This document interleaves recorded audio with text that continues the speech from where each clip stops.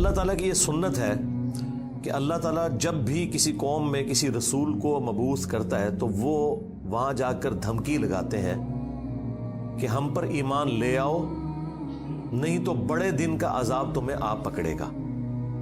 اور وہ بڑا دن ان قوموں کے لیے ایام اللہ بن جاتا ہے، جس طرح کہ حضرت موسیٰ علیہ السلام کے مخالفین کے لیے، فرعونیوں کے لیے بخاری مسلم میں آیا کہ 10 محرم کا دن ایام اللہ بن گیا کہ اس دن فرعونی ڈبو دیے گئے۔ اسی طریقے سے قوم نوح جس دن ڈبوئی گئی وہ ان کے لیے ایام اللہ میں سے ایک یوم تھا، اللہ کے بڑے بڑے فیصلوں کے دنوں میں سے ایک دن۔ تو رسول ہمیشہ یہ دعوت دیتے ہیں کہ ہم پر ایمان لاؤ، اور اگر ایمان نہیں لاؤ گے تو بڑے دن کا عذاب تمہیں آ پکڑے گا، اور الٹیمیٹلی عذاب آتا ہے اور اللہ تبارک و تعالی اہل ایمان کو انبیاء کے ساتھ بچا لیتا ہے اور مخالفین کو تباہ و برباد کر دیتا ہے، کبھی سمندری طوفان کی شکل میں، کبھی آسمان سے پتھروں کی بارش کی شکل میں، کبھی تیز آندھیوں کے عذاب کی شکل میں، کبھی زمین میں دھسائے جانے کی شکل میں، مختلف شکلوں میں اللہ تعالیٰ کے عذابات آتے ہیں۔ اور یہ رسولوں کے کیس میں ہے، کیونکہ اللہ تعالیٰ نے پیٹ رول رسولوں کے کیس میں بیان کیا ہے، کتب اللہ لأغلبن انا ورسلی، اللہ تعالیٰ نے اپنی ڈیسٹنی میں، تقدیر میں یہ بات لکھ دی ہے کہ میرے رسول، بے شک میرے رسول اور میں ہی غالب رہوں گا۔ تو ظاہر ہے کہ رسولوں کا غلبہ اسی صورت میں ہوگا کہ جب رسول دھمکی لگانے کے بعد خود قتل نہ ہو جائے بلکہ ان کے مخالفین تباہ ہو جائیں اور رسولوں کو اور اہل ایمان کو اللہ تعالیٰ بچا لے۔ ایک ایکسیپشنل کیس سیدنا عیسیٰ علیہ السلام کا ہوا ہے کہ اس وقت تو ان کے مخالفین تباہ و برباد نہیں ہوئے، حضرت عیسیٰ علیہ السلام کو اللہ تعالیٰ نے زندہ آسمانوں پہ اٹھا لیا۔ یہ ایک یونیک ایکسیپشنل کیس ہے، لیکن اس کے بعد سے اب تک یہودی اللہ تعالیٰ کے زیر عتاب ہیں اس حوالے سے کہ انہوں نے اپنی روش درست نہیں کی، اور پھر آخری عذاب کا کوڑا حضرت عیسیٰ علیہ السلام کے ذریعے ہی پڑے گا ان یہودیوں پر، اور وہ جب دنیا میں آئیں گے تو پھر یہودیوں کے خلاف قتال کریں گے۔ دنیا میں ان کا دوبارہ آنے کا مقصد ایک اعتبار سے اس حساب سے بھی بن جاتا ہے کہ انہوں نے اپنی مبارک زندگی میں اپنے مخالفین کے اوپر عذاب نہیں دیکھا تھا، وہ اب جب دوبارہ دنیا میں آئیں گے نا تو وہ عذاب اللہ تعالیٰ ان کے ذریعے ان کے مخالفین پر نازل فرمائے گا۔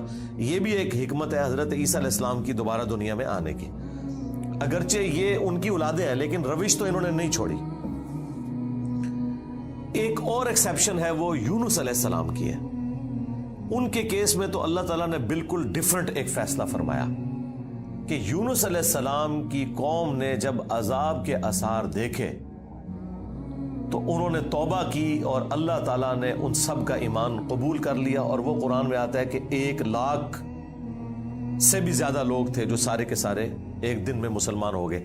یعنی یونس علیہ السلام کی سال ہر سال کی تبلیغ نے کوئی اثر نہیں دکھایا، جب عذاب کے آثار نظر آئے تو انہوں نے ایمان قبول کر لیا۔ یہ صرف یونس علیہ السلام کی قوم نہیں، باقی قوموں کے بارے میں بھی سورۃ الانبیاء میں آیا کہ جب کبھی بھی رسولوں کے مخالفین پر عذاب آتا تھا تو مخالفین اس عذاب کے وقت پھر چیخیں مارتے تھے اور کہتے تھے کہ یا اللہ ہمیں ایک دفعہ چھوڑ دے، اب ہم تیرے نبی کو مانیں گے۔ سب سے بڑا خبیث فرعون، اس کے بارے میں قرآن میں سورہ یونس میں ہی ہم پڑھ چکے ہیں کہ اس نے بھی موت کے وقت کہا تھا کہ میں ایمان لاتا ہوں موسیٰ علیہ السلام کے رب پر، بنو اسرائیل کے رب پر، اور پھر اللہ تعالیٰ نے جواب میں فرمایا آن، اس وقت اب ایمان لے کر آیا، اس وقت ایمان لانا تجھے کوئی فائدہ نہیں دے گا۔ جو جامع ترمذی میں بھی حدیث ہے کہ موت کے غرغرے سے پہلے پہلے توبہ قبول ہے۔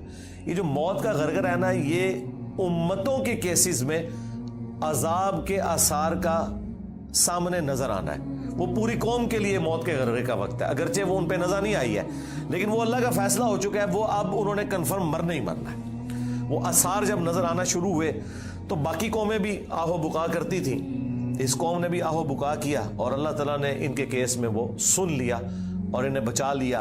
اور جب یونس علیہ السلام واپس آئے وہ تو دنگ رہ گئے کہ یہ کیا ہوا، میں تو انہیں عذاب کا وعدہ دے کے گیا تھا، یہ سارے کے سارے زندہ سلامت ہیں۔ اور اس سے بڑھ کر ان کو حیرانگی یہ ہوئی کہ وہ سب کے سب لوگ ایمان بھی لے آئے۔ تو اب حضرت یونس علیہ السلام کو وہ غم تو بھول گیا کہ میرا دیا ہوا وعدہ پورا نہیں ہوا. ظاہر ہے ایک امبیرسمنٹ تو تھی کہ آپ قوم کو کہہ کے نکلے ہیں کہ اب تم پہ عذاب آئے گا, اور عذاب نہیں آیا. تو امبیرسمنٹ تو حضرت یونس علیہ السلام نے فیل کی, لیکن اس کی کمپنسیشن اللہ نے اس حوالے سے کر دی کہ جو ان کا مقصد ہے وہ پورا ہو گیا کہ لوگ ایمان لے آئے. آپ سورۃ الاعراف میں, سورہ ہود میں بھی دیکھیں گے کہ جب کبھی قوموں پر عذاب آتا ہے تو اینڈ پہ وہ قوم کا پیغمبر عذاب دیکھنے کے بعد اپنی قوم سے مخاطب ہو کے کہتا ہے کہ میری قوم, میں نے تو بڑی کوشش کی تھی کہ تمہیں اس عذاب سے بچا لیتا, لیکن تم خود گمراہی پر تلے ہوئے تھے. تو عذاب کے بعد بھی قوموں کا درد پیغمبروں کے سینے میں رہتا ہے, ایک نیچرل چیز ہے. رقیق القلب ہوتے ہیں نا جو پیغمبر ہوتے ہیں. تو یہاں پر جب انہوں نے دیکھا صاحب ایمان لے آئے تو ظاہر ہے کہ وہ ایک ہیپی اینڈنگ ہوئی ہے. کیا ڈراپ سین ہوا ہے. میں کبھی بعض اوقات یہ جب حضرت یونس علیہ السلام کی قوم کا واقعہ قرآن میں پڑھتا ہوں نا, تو میں بڑی خواہش کرتا ہوں کہ میں جنت میں جا کے یہ منظر دیکھوں کہ وقت کا پیغمبر عذاب کی وعید سنا کے گیا ہے.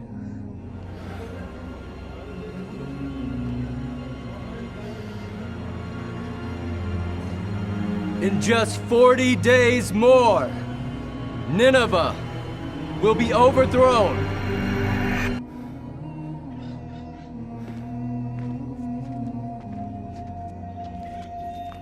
اور لوگ چیخو پکار کر رہے ہیں, اور ایسا یونیک کیس ہو گیا ہے, سمجھ لیں مردے ہی زندہ ہو گئے کہ اللہ تعالیٰ ان کی چیخو پکار سن کے ان کی توبہ بھی قبول کر لیتا ہے. اور پھر یونس علیہ السلام جب واپس آتے ہیں ان کی حیرانگی کیا ہوگی. ٹھیک ہے, کیا ڈراپ سین ہوگا. میں کہتا ہوں جی اس طرح کی کوئی ٹریجک فلم نہیں ہو سکتی جو یونس علیہ السلام اور ان کی قوم کی ہے. اور وہ کیوں ہوا؟ صرف یونس علیہ السلام سے ایک اجتہادی خطا ہوئی. ہم اسے گناہ نہیں کہتے, وہ خطا ہے. انبیاء خطا کرتے ہیں, لیکن چونکہ وہ اپنی خطا پر قائم نہیں رہتے اور وہ گناہ کے زمرے میں بھی نہیں ہے, غلطی ہے بحیثیت انسان. انسان غلطیوں سے پاک اگر ہم پیغمبروں کو کہتے ہیں تو یہ پاک وہ والا نہیں ہے جس طرح اللہ پاک ہے. آپ سبحان کا لفظ صرف اللہ کے ساتھ بولتے ہیں, کوئی پیغمبر بھی سبحان نہیں ہے. پرفیکٹ صرف اللہ ہے. دیکھیں انسان تو ہے ہی امپرفیکٹ. جب ہم نیند کے محتاج, کھانے پینے کے محتاج, اس کے بعد ٹوائلٹ کے محتاج, اور سب سے بڑھ کر اپنی زندگی کے لیے اپنے رب کے محتاج, تو انسان تو پرفیکٹ ہے ہی نہیں ہے. پرفیکٹ صرف اللہ ہے جو کسی کا محتاج نہیں ہے. غلطیوں سے پاک صرف اللہ ہے, باقی غلطی تو کسی سے ہو سکتی ہے. لیکن پیغمبر کو ہم جو کہتے ہیں نا کہ پیغمبر غلطیوں سے معصوم ہے, عصمت انبیاء کا عقیدہ, اس کا مطلب یہ ہے کہ وہ گناہ نہیں کرتے. خطا بہرحال ان سے ہو جاتی ہے, اور خطا جب ہوتی ہے تو اللہ تعالیٰ ان کی ریمیڈی فرماتا ہے, ان کی اصلاح کرتا ہے. وہ اپنی خطا پر قائم نہیں رہتے, رجوع کر لیتے ہیں, اور جب رجوع کرتے ہیں تو امت کے لیے وہ رول ماڈل ہوتے ہیں. آج کی ڈیٹ میں رسول اللہ صلی اللہ علیہ وآلہ وسلم معصوم ہے کہ اگر زندگی میں کوئی اجتہادی خطا ان سے ہوئی تو اللہ تعالیٰ نے اس کی ریمیڈی فرما دی اور پھر اس غلطی کو معاف کر دیا. وہ گناہ نہیں تھا, یہ ذہن میں رکھیے گا. گناہ اور غلطی میں فرق ہے. گناہ وہ ہوتا ہے کہ جو پوری وعید معلوم ہونے کے باوجود انسان وہ ایکٹیویٹی پرفارم کر لے. اجتہادی خطا یہ ہوتی ہے کہ وہ ایک ایسی صورتحال اس کے سامنے آئے جس میں اس کے سامنے دو آپشن موجود ہوں, اور اس میں سے وہ ایک ایسا آپشن اڈاپٹ کر لے جو اللہ کی مرضی نہ ہو, اور جو اللہ کی مرضی والا آپشن ہے اسے وہ ترک کر دے. اور یہ وہ بدنیتی پہ نہیں کر رہا, اس کی سمجھ میں ہے ہی ہے اس کا آپشن, وہ نافرمانی سمجھ کے نہیں کر رہا. جس طرح نبی علیہ السلام نے کیا, غزوہ بدر کے قیدیوں کو چھوڑ دیا.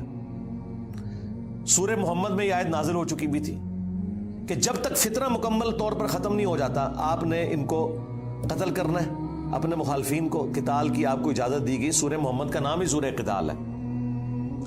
ہاں جب فتنہ ختم ہو جائے اس کے بعد جو جنگیں ہوں گی نا, اس کے بعد آپ کی مرضی ہے, چاہے تو فدیہ لے کے کافر قیدیوں کو چھوڑ دیں اور چاہے آپ انہیں قتل کریں. اب بدر کے بعد فتنہ تو ختم نہیں ہوا تھا, لیکن نبی علیہ السلام نے یہ ایزیوم کیا کہ 70 سردار ان کے مر گئے, ان کی کمر ٹوٹ گئی, وہ جو 70 ہم نے قیدی کیے ہوئے, چلو ہم انہیں فدیہ لے کے چھوڑ دیتے ہیں, شاید یہ لوگ اسلام قبول کر لیں. اپنی شرافت کی وجہ سے نبی علیہ السلام نے ایسا کیا. تو اس پہ پھر اللہ تعالیٰ نے سورۃ الانفال میں آیت نمبر 67 68 میں فرمایا کہ اگر وہ پہلے آیت نازل نہ ہوئی ہوتی نا سورہ محمد کی تو ہم تمہیں عذاب دیتے اس عمل کے اوپر جو تم نے غزوہ بدر کے قیدیوں کو چھوڑ دیا، کیونکہ فتنہ تو ابھی ختم نہیں ہوا، تمہارا کام تھا قتل کرتے.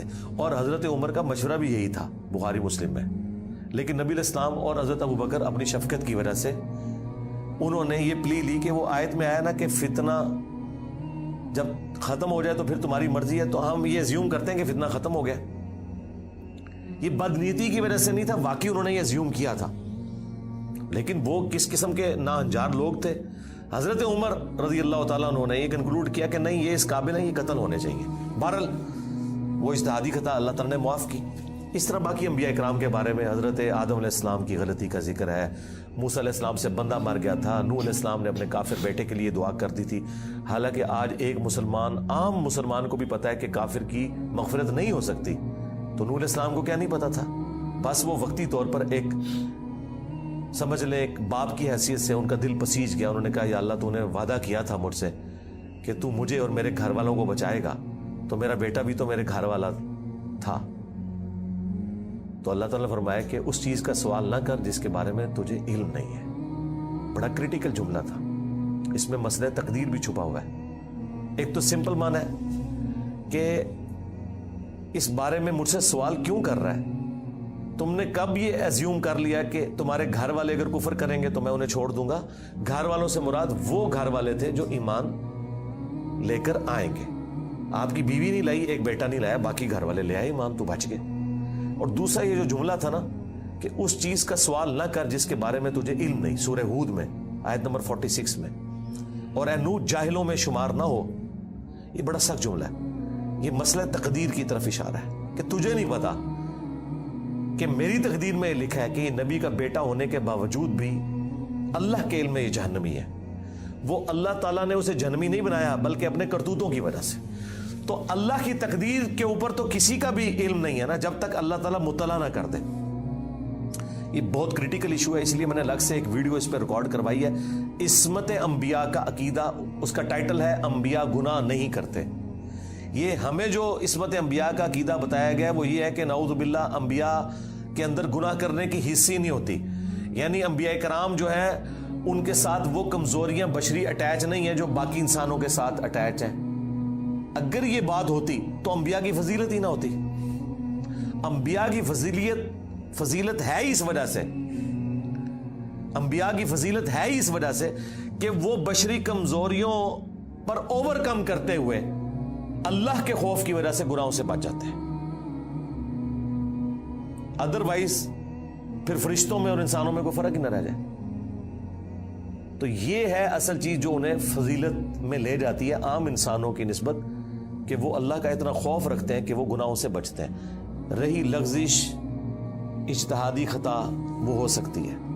تو میں نے وہ انبیاء گناہ نہیں کرتے اس میں تفصیل کے ساتھ واقعات مختلف قرآن سے بیان کیے. سورہ یوسف میں ہے کہ اس عورت نے یوسف کا قصد کیا، یوسف بھی عورت کا قصد کر لیتا اگر اپنے رب کی برہان نہ دیکھتا. اب اندازہ کریں، اللہ تعالیٰ فرما رہا ہے کہ یوسف علیہ السلام بھی اس برائی میں پڑ جاتے اگر اللہ تعالیٰ انہیں ایک خاص نشانی نہ دکھاتا. وہ قرآن میں تو رپورٹ نہیں ہوئی، اسرائیلی روایتوں میں آتا ہے کہ اللہ تعالیٰ نے اس وقت حضرت یوسف علیہ السلام کو اپنے والد کی شبیہ دکھا دی تھی حضرت یعقوب علیہ السلام کی، اور وہ انگلی سے یوں اشارہ کر رہے تھے کہ یہ کام نہیں کرنا تم نے. یا اس وقت شیطان بھیانک شکل میں انہیں نظر آ گیا کہ یہ شیطان مجھ سے برائی کا کام کروانے لگا ہے. بہرحال کوئی نشانی اللہ نے دکھائی ہے قرآن میں ہے اور اس کی وجہ سے وہ برائی سے بچے ہیں. اس کا مطلب ہے کہ ان میں مادہ موجود تھا لیکن اللہ نے انہیں بچایا ایک نشانی کے ذریعے. تو انبیاء کی اللہ تعالیٰ حفاظت کر لیتا ہے. یونس علیہ السلام سے جو آپ سمجھ لیں اجتہادی خطا جسے ہم گناہ نہیں کہتے وہ یہ ہوئی کہ جب مقررہ وقت کے اوپر قوم یونس ایمان نہیں لے کر آئی تو یونس علیہ السلام نے انہیں کہا کہ اب 3 دن بعد عذاب آ جائے گا. جو اللہ نے وعدہ کیا تھا کہ یہ ان کا سمجھ لیں ٹائم اینڈ ہو رہا ہے، اس ٹائم لائن کے بعد عذاب آنا ہے. لیکن ساتھ یہ ضروری تھا کہ اللہ تعالیٰ کی وحی کا انتظار کرنا ہے اس علاقے کو چھوڑنے سے پہلے. تمام انبیاء جب قوموں کو وحی سناتے ہیں نا تو پھر اللہ تعالیٰ کی وحی کی اجازت کے بعد اس علاقے کو چھوڑتے ہیں.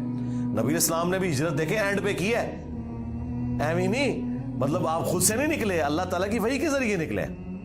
قرآن میں سورۃ الانفال میں آیا تھا کہ یہ جب کافر کہتے تھے نا کہ ہم پر عذاب کیوں نہیں نازل ہوتا, ہم نبی کا انکار کر رہے ہیں, تو اللہ تعالیٰ نے فرمایا کہ جب تک اے نبی تم ان میں موجود ہو ہم ان کو عذاب نہیں دیں گے. اللہ کی سنت ہے کہ جب کبھی کسی قوم کو عذاب دینا ہوتا ہے نا تو اس قوم میں سے انبیاء اور اہل ایمان کو الگ کرتا ہے, پھر باقی کی قوم پر عذاب آتا ہے. اور وہ اللہ تعالیٰ نے نکالا اور غزوہ بدر میں لا کے ڈبویا ان کو, جس طرح فرعونیوں کو اپنے محلات سے نکال کے سمندر میں غرق کیا تھا, مشرکین عرب کو اپنے گھروں سے نکال کر بدر میں ڈبویا صحابہ کرام کی تلواروں کے ذریعے. یہ عذاب استیصال کی ایک قسط ان پر آئی تھی. تو یونس علیہ السلام نے ازیوم کیا کہ ظاہر ہے کہ اس کے بعد عذاب تو آنا ہی ہے, لیکن ان کی شان اس سے بلند تھی کہ وہ وحی کا انتظار کیے بغیر نکل گئے. بس جب وہ نکلے, جس کشتی میں سوار ہوئے,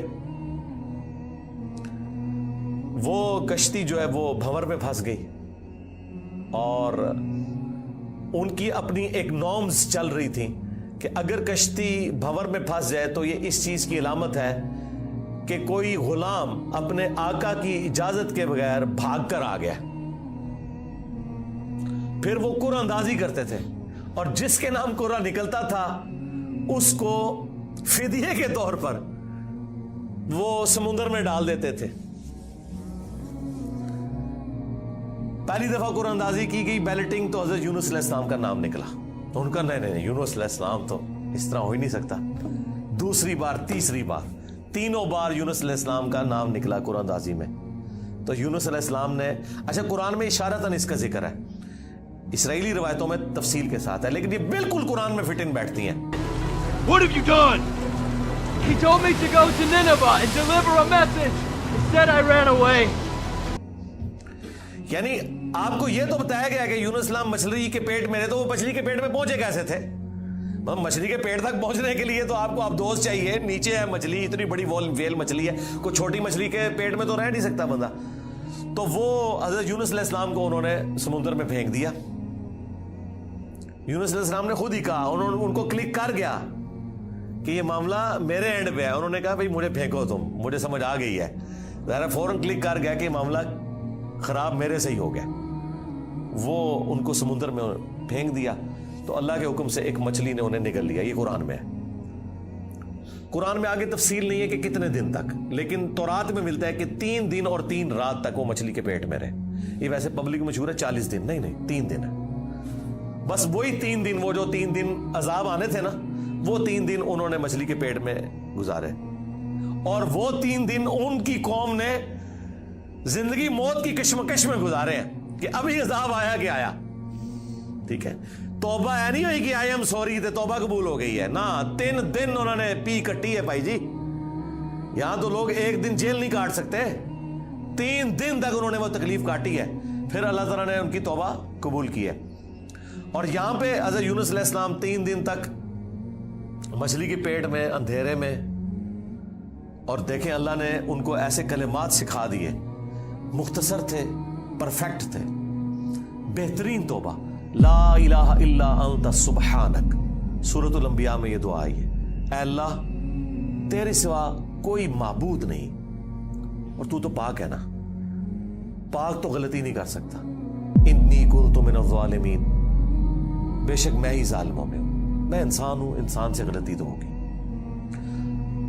تو یہ دعا اتنی اللہ کو پسند آئی کہ سورہ الصافات میں آیا کہ یونس اگر مچھلی کے پیٹ میں ہمیں ان الفاظ کے ساتھ یاد نہ کرتے تو پھر مچھلی کے پیٹ سے اسی دن نکالے جاتے جس دن مردے اپنی قبروں سے نکالے جائیں گے. قیامت کے دن تک مچھلی کے پیٹ میں رہتے, یعنی مچھلی کا پیٹ ان کی قبر بن جاتی. اتنا غصہ ایک جملے نے ٹھنڈا کر دیا. اور ساتھ اللہ نے فرمایا کذالک ننجی المؤمنین, ہم اہل ایمان کو اسی طریقے سے نجات دیں گے. یعنی جو بھی یونس والے طریقے سے ہماری طرف متوجہ ہوا اسے بھی ہم نجات دیں گے. یہ دعا ہمیں اتنی پسند ہے کہ جو ان الفاظ کے ساتھ ہم سے معافی مانگے گا ہم اسے بھی نجات دیں گے. جامعہ ترمذی میں حدیث ہے, جو یونس علیہ السلام کی دعا کے ذریعے اللہ کی طرف متوجہ ہوا اللہ تعالیٰ کبھی اسے محروم نہیں لوٹائے گا. لا الہ الا انت سبحانک انی کنت من الظالمین. اور جمع کے صیغے سے پڑھیں گے تو لا الہ الا انت سبحانک انا کننا من الظالمین. وہاں تھا انی کنت من الظالمین، یہ ہے انا کننا من الظالمین. دونوں طریقے سے آپ دعا مانگ سکتے ہیں، بہترین دعا ہے یہ، اسم اعظم ہے دعاؤں کی قبولیت کے لیے. قرآن میں بھی آیا کذالک ننجی المؤمنین، اور جامعہ ترمذی میں بھی آیا کہ جو اس دعا کے ذریعے اللہ کی طرف متوجہ ہوگا اللہ تعالیٰ اسے محروم نہیں لوٹائے گا. لہذا جو جامعہ ترمذی میں حدیث ہے نا کہ اللہ کی حمد اور دروشی پڑھ کے دعا کرو تو قبول ہوتی ہے، تو وہ اللہ کی حمد میں نا آپ اس کو شامل کریں، لا الہ الا انت سبحانک انی کنت من الظالمین. یہ اللہ کی بیسٹ حمد بھی ہے اور بیسٹ استغفار بھی ہے، اور ایسا استغفار ہے کہ اللہ کی رحمت کو ٹریگر کرنے والا ہے. دیکھیں آپ نے اللہ تعالیٰ کی کس چیز کو ہائی لائٹ کی ہے کہ یا اللہ تو پاک ہے، تو غلطی کر نہیں سکتا، اس کی عظمت مان لی، اور پھر ساتھ ہی کہا کہ مجھے تو نے بنایا ہی ایسا ہے کہ میں غلطی کروں گا، تو دیکھ میں کمزور ہوں، میں مان رہا ہوں میں غلطی کروں گا، تو کر بیٹھا ہوں تو معاف کر دینا. اس سے بیسٹ انداز نہیں ہو سکتا اپنی غلطیوں پر معافی مانگنے کا. تو یہ حرز جام بنائیں، لا الہ الا انت سبحانک انی کنت من الظالمین. یقین کریں یہ دعا آپ کے سامنے یونس علیہ السلام ہو، مچھلی کا پیٹ، گپ اندھیرا، 3 دن 3 رات، دنیا میں کوئی آ کے آپ کو ریسکیو نہیں کر سکتا، اور موت سامنے نظر آ رہی ہے. حضرت یونس علیہ السلام اسی طریقے سے بچے ہیں جیسے مردہ کو زندہ ہو جائے. اور یہاں لوگ کہتے ہیں بڑا گرم ذکر ہے جی، خوشبو لا کے کرنا چاہیے اور صاف ستھری جگہ. بھائی جس نے یہ کیا تھا اس سے زیادہ تعفن والی جگہ کوئی نہیں تھی، مچھلی کا پیٹ. یہ تو چلتے پھرتے، نہ اس کے لیے وضو ہونا شرط ہے، نہ اس کے لیے غسل ہونا شرط ہے، اس کے لیے صرف ایک نیک نیتی کے ساتھ اللہ کی طرف متوجہ ہونا شرط ہے کہ آپ مان لیں کہ آپ کمزور ہیں، طاقتور وہ ہے، آپ غلطی کریں گے وہ غلطی نہیں کرتا، آپ معافی مانگیں گے وہ معافی دینے والا ہے. اللہ بھی التواب ہے اور بندے بھی توبہ کرنے والے ہیں. اللہ کی توبہ یہ ہے کہ جب آپ اللہ کی طرف رجوع کرتے ہیں، توبہ کا مطلب ہوتا ہے رجوع لانا، تو اللہ آپ کی طرف رجوع لے آتا ہے.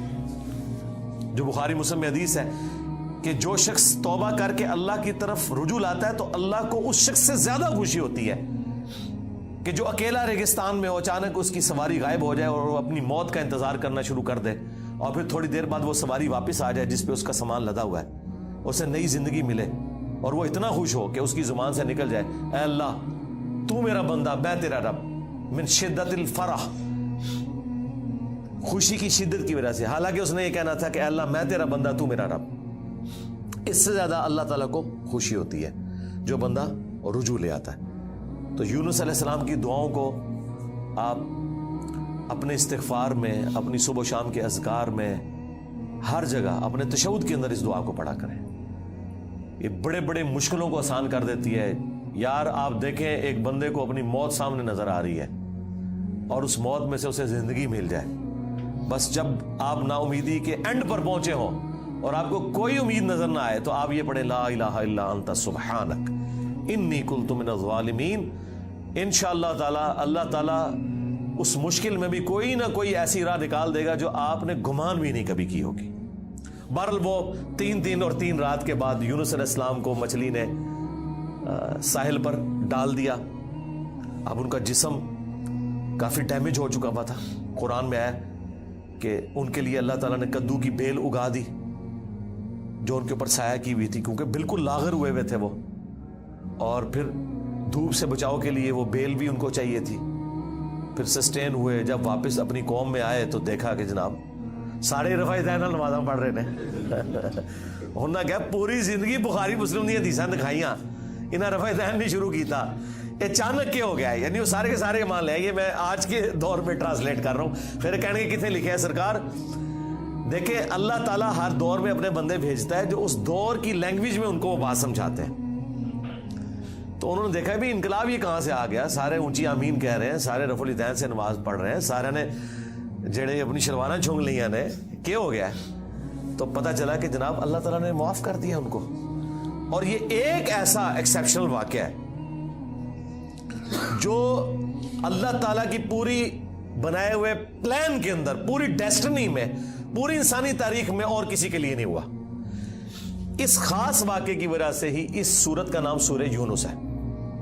اگرچہ یونس علیہ السلام کا ذکر آپ نے دیکھ لیا, بس یہ اتنا صحیح آ رہا ہے. یہ باقی پورے واقعات قرآن میں سکیٹرڈ فارم میں ہیں. سورہ ہود سے میں نے بیان کیا, سورۃ الاعراف, باقی صورتوں سے جوڑ کے آپ کو ایک جگہ پوری پکچر بتائی ہے. حالانکہ عام بندے سے پوچھے نا کہ سورہ یونس میں کیا ہوگا, تو وہ یہ بتائیں گے آپ کو کہ سورہ یونس میں یہ لکھا ہوا ہوگا کہ حضرت یونس علیہ السلام کتنے خوبصورت تھے, ان کی زلفوں کا رنگ کیا تھا, ان کے ماں باپ کہاں رہتے تھے, وہ کہاں پیدا ہوئے, کہاں فوت ہوئے. عام آدمی تو یہ سمجھ رہا ہوگا. حالانکہ سورہ یونس کا جو مرکزی ٹاپک ہے نا وہ توحید ہے, ٹوٹل توحید. اور اس میں حضرت یونس علیہ السلام بھی فٹ ان بیٹھ رہے ہیں. کیوں؟ توحید کا مطلب یہ ہے کہ ہوگا وہ جو اللہ چاہے گا, اور اللہ چاہے تو اپنا بنایا ہوا قانون بھی توڑ سکتا ہے. اللہ اپنے قانون کا بھی کوئی پابند نہیں ہے. لیکن یہ دنیا کے اعتبار سے, آخرت کے لیے نہیں. آخرت کے لیے اللہ نے قرآن میں یہ بتایا کہ میں اپنے وعدے کے خلاف نہیں چلوں گا. آخرت اللہ کا قانون نہیں ہے, وعدہ ہے. اور اگر اللہ وعدہ توڑتا ہے نا تو وہ اللہ نہیں رہتا, کیونکہ جو وعدہ پورا نہ کرے وہ جھوٹا ہوتا ہے, اور جھوٹ اللہ کی طرف منسوب نہیں. لیکن دنیا میں اللہ تعالیٰ اپنے بنائے ہوئے قوانین توڑ دیتا ہے. وہ اللہ کے کوئی وعدے نہیں ہے. اللہ کا قانون ہے کہ آگ جلائے گی, ابراہیم کو نہیں جلایا, تو اللہ تعالیٰ کو اس سے کوئی فرق نہیں پڑتا. یہ اللہ کا کوئی وعدہ نہیں تھا. چھری کاٹتی ہے, اسماعیل علیہ السلام کو نہیں کاٹا, یہ اللہ کا قانون ٹوٹا. سمندر میں انسان غرق ہو جاتا ہے, موسیٰ علیہ السلام کے لیے راستہ بن گیا, یہ اللہ کا قانون ٹوٹا معجزے کے طور پر. آخرت میں کوئی قانون نہیں ٹوٹے گا. جو مواعد دنیا سے گیا, اللہ کا تابع فرمان, پیغمبروں کا مطیع, پھر اس پہ تقدیر غالب نہیں آئے گی کہ نہیں جی اے تیری میں ایک گل سنبھال کے رکھی ہے, لہذا تو زیرو نال ملٹیپلائی ہو گیا. نہیں, وہاں بھائی نیکیاں تولی جائیں گی. چاہے گناہوں کے پلڑے میں بڑے سے بڑا گناہ بھی آ گیا شرک کے سوا, اور نیکیاں بھاری ہو گئی, تو اللہ تعالیٰ کسی کو یہ کہے گا کہ بھی نہیں کہ بالکل دوتے زیرو زیرو ہی بچے ہیں. نہیں, بس یہ میرا وعدہ ہے کہ میں بچا لوں گا. بلکہ اللہ کی تو رحمت اس سے بھی زیادہ ہے. وہ تو اپنے پیغمبر کی شفاعت سے جن کے نیکیوں کے پلڑے ہلکے بھی ہو جائیں گے ان کی بھی کمپنسیشن فرما دے گا, اگر وہ شرک نہ کرتے ہوئے, انشاءاللہ تعالی. ہمیں تو اللہ تعالیٰ بغیر حساب و کتاب کی جنت میں داخلہ عطا فرمائے, آمین. مع النبیین والصدیقین والشہداء والصالحین, آمین. بہرحال یونس علیہ السلام جب واپس آئے, انہوں نے یہ ساری بہاریں دیکھی, تو ظاہر ہے کہ خوشی خوشی انہوں نے اس کو ایکسیپٹ کیا, اور اللہ تعالیٰ نے پھر اس کو قیامت تک کے لیے قرآن میں نقل کر دیا.